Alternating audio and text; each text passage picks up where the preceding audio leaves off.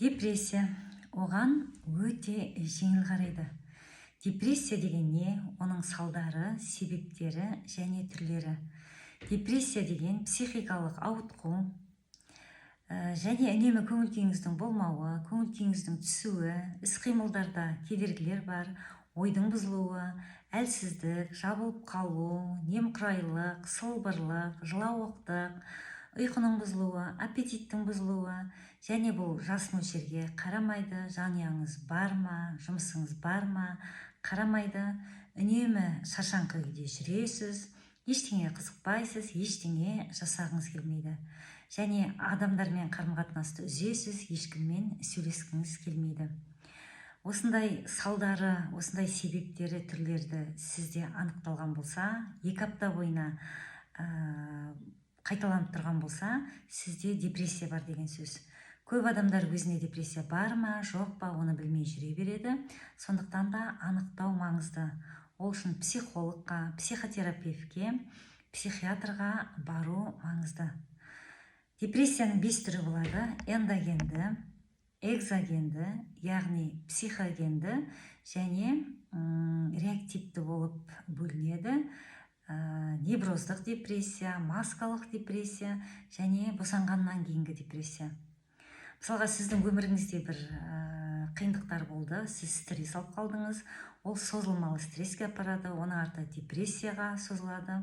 Сондықтан да депрессия болса, оны өзіңіз анықтап, үнемі одан шығып кетіп отыру маңызды. Бір депрессияның үстіне екінші депрессия жалғанатын болса, ол өте сіздің өміріңізге қауіп төндіреді. Адамдар суицидке барып жататыны осындан. Сондықтан да ең бірінші көмекті сіз өзіңізге өзіңіз бере аласыз. Комфортный жағдайдан шығып, табиғатпен бірге болып, салауатты өмір салтын сақтап, және достарыңызбен сөйлесіп, сізді түсінетін жақындарыңызбен сөйлесіп шығып кете аласыз. Және дәрімен емделу. Үшінші, жатып емделу болады. Емделу маңызды. Егер де сіз емделмесеңіз, онда қандай да бір ауруға ұшырап кетесіз. Мысалға, ана жерім ауырады, мына жерім ауырады, бірақ қай жерім нақты ауыратынын білмеймін деп жүрген адамдар, мысалға, депрессиядан емделетін болса, антидепрессанттар қабылдайтын болса, барлығы кетіп қалады.